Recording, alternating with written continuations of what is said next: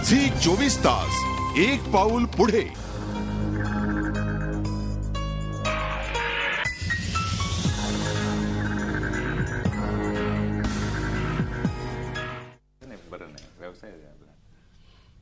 आपण पाहतात संपादक बाळासाहेब. आपण या तिसऱ्या आणि शेवटच्या सेगमेंटमध्ये शिवसेना प्रमुख आणि त्याहीपेक्षा 1960 पासून 2012 पर्यंत संपादक मालक असलेल्या बाळासाहेब ठाकरे यांच्या संपादन कौशल्याविषयी आणि त्यांच्या अनेक पैलूंविषयी बोलणार आहोत. आता आपण बोलणार आहोत ते त्यांच्या संपादक म्हणून अंगावर घेतलेल्या अनेक वादांविषयी.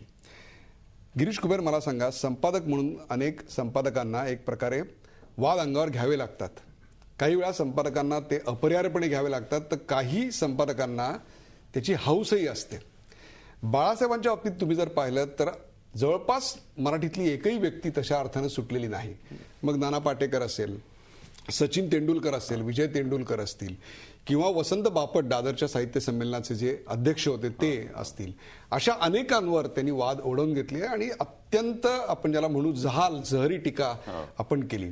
त्यांच्या या वाद घालण्याच्या संपादक वृत्तीबद्दल आपण काय म्हणाल? आपले अनेक वाद झालेले आहेत. म्हणजे ते संपादक म्हणून ते वाद केव्हाही म्हणजे लेखणीच्या माध्यमातून झालेले हे केव्हाही स्वागतार्ह. चर्चा होते, विरोधी मतं व्यक्त होतात, आपल्यालाही कोणी दोन घेतात, ते घ्यावे, त्याच्याविषयी काही हरकतच नाही.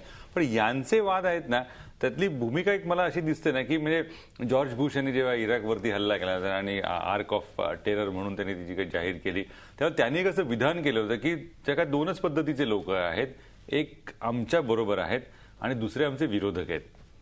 हा मला धोकादायक टप्पा वाटतो की कुठल्याही टप्प्यावरती माझा विरोधकही नाही, समर्थकही नाही, एक तटस्थ वर्ग असू शकतो, पण यांनी जे वाद घातले, जे माझ्या विरोधात आहेत, त्या सगळ्यांना मी विरोध करणार. हे मला राजकीय वाद वाटतात, संपादकीय वादापेक्षा राजकीय वाद. कारण ज्यांनी शिवसेनेवर टीका केली, मग ते पु ल देशपांडे असतील, वसंत बापट असतील, किंवा सुरुवातीच्या काळात विजय तेंडुलकर असतील, सचिन तर बिचारामध्ये सापडला, त्याला काय बोलावं कळलंच नाही, त्यामुळे तो असेल. त्यामुळे यांनी जे वाद केले ना ते राजकीय भूमिकेतनं केले. ते राजकीय वादाला खतपाणी त्यांच्या संपादकीय भूमिकेतनं मिळालं. ते मला जरा एक महत्वाचा मुद्दा वाटतो त्यातला. त्यांचे जे वाद होते ते वाद आणि त्यांच्या राजकीय भूमिका अतिशय सुसंगत असणं हे स्वाभाविक होतं. परंतु व्यक्तिगत पातळीवर त्यांचे ह्या व्यक्तींशी संबंध कधीही बिघडल्याचं आपल्याला आढळत नाही. त्यामुळे वाद नेमका कोणी घातला? संपादकानं घातला का राजकीय नेत्यानं घातला? नाही, अगदी उघडच आहे की ते डबल रोल खेळत होते. हे मगाशीच बोललं, कुबेर यांनी द्वंद्व असा शब्द वापरला. त्यामुळे त्यांच्यातील राजकीय नेत्याला कोणी विरोध केला की ते लगेच संपादकाच्या भूमिकेत शिरायचे, आणि संपादकांनी मात्र जर त्यांना राजकीय भूमिकेला विरोध केला तर तो त्यांना मान्य व्हायचा नाही, असा तो मुद्दा होता. म्हणजे आता उदाहरणार्थ सचिनवर जो वाद झाला, सचिन मुंबई सर्वांची आहे असं म्हणाला, किंवा त्यावेळेला असं केलं होतं की म्हणजे कोणीतरी असं लिहिलं होतं की सचिनच्या टीमचंच नाव मुंबई इंडियन्स असं आहे. त्यामुळे त्याच्यातनं सचिनची भूमिका क्लिअर होते.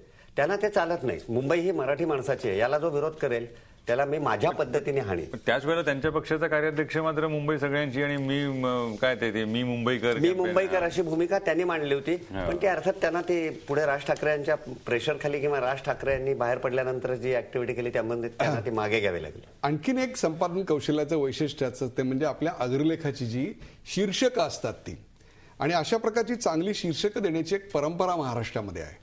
मी ती पार अगदी तळवलकरांच्या आधीच्या काळापासून, द्वाभक कर्णिकांच्या काळापासून असे अनेक आपल्याला उल्लेख करता येतील. बाळासाहेबांची जी शीर्षकं असायची ती शीर्षकं त्यांच्या लेखणीप्रमाणेच अत्यंत जहाल असायची. या बाबतीत खरंच कौतुक करायला अकोलकर जास्त दाखले देऊ शकतील. मार्मिक असेल किंवा सामना असेल, खूप जातीवंत रांगडी तगडी मराठी वापरतात. खूप अग्रलेखाचे मथळे असतील किंवा बातम्यांचे मथळे असतील, त्याला चप्पल खाऊया, काही असे मथळे असू शकतात. पण हे जे भाषेचा खेळ खेळतात ना ते अद्वितीय. त्याच्यासाठी त्या वर्तमानपत्राच्या भाषेवरती प्रेम करायचे अगदी 100% गेलेला. मी तुम्हाला काही उदाहरणं देतो. बळ गेलेला भुजबळ, किंवा अण्णा हजारेंनी जेव्हा सांगितलं की मी पाकिस्तानला जाईन, किंवा अण्णा हजारे पाकिस्तानला आमंत्रण आलं आणि अशी एक परिस्थिती निर्माण झाली की कदाचित अण्णा तिकडे खरोखरच जातील की काय, तेव्हा पटकन दुसऱ्या दिवशी शिवसेनेमध्ये आलं होतं अण्णा हो अकबर. आता हे सुचणं एक संपादक म्हणून याच्याशी आपण काय म्हणा? ही त्यांची खासियत होतीच, आणि बोलता बोलता ते लोकांच्या शब्दावरती पण करून टोपी उडवण्यात पटाईत होते. म्हणजे अगदी वाईट उदाहरण आहे, पण ते सामान्य माणसाला, त्यांना कुबेरांनी सांगितलं की तो शिवसैनिक आहे, तो खरोखर वाचन, व्यासंग, साहित्य, कसली माहिती जाणून घेण्याच्या उद्देशाने सामना घेतो का नाही माहिती नाही. असं कुबेर म्हणाले, पण त्याच्या भाषेत त्याला कळेल. हो. म्हणजे ओरिसामध्ये त्या ख्रिश्चन मिशनरींच्या विरुद्ध तो अर्थातच पाद्री म्हणजे ख्रिश्चन मिशनरी यातला पाद्री होता तो. त्या दिवशी यांचं हेडिंग होतं पाद्र्याला पावट्याचे निमित्त. आता ह्याच्यातनं त्या लोकांना बरोबर कळलं ना, आपण ख्रिश्चन मिशनऱ्यांच्या विरुद्ध आहोत हाही मेसेज गेला, त्याचा कसा फटका बसला तेही कळलं. ही त्यांची स्टाईल खूप म्हणजे, आणि ही नक्कीच मराठी भाषेचं सौष्ठव आहे, असं अतिशय निरोगी सौष्ठव अत्यंत त्यांच्या भाषेमध्ये फक्त ते होतं. त्याच्यात त्यांचा अगदी कटाक्ष असायचा की हा वार कमरेखालीच झाला पाहिजे म्हणून. म्हणजे त्याच्यात बौद्धिक चतुराई अजिबात असण्यापेक्षा म्हणजे आपण इंटेलेक्च्युअल लढाई करायची आहे का कमरेखाली वार करायचा आहे, तर ते त्यांच्या सर्व शीर्षकातनं असं 100% दिसतं. बाळासाहेब ठाकरे हे ठाकरी पद्धतीनं ती लढाई खेळायचे, मग ती राजकीय नेता म्हणूनही खेळायचे आणि तसंच ते एका वृत्तपत्राचा संपादक म्हणूनही. झी 24 तास एक पाऊल पुढे.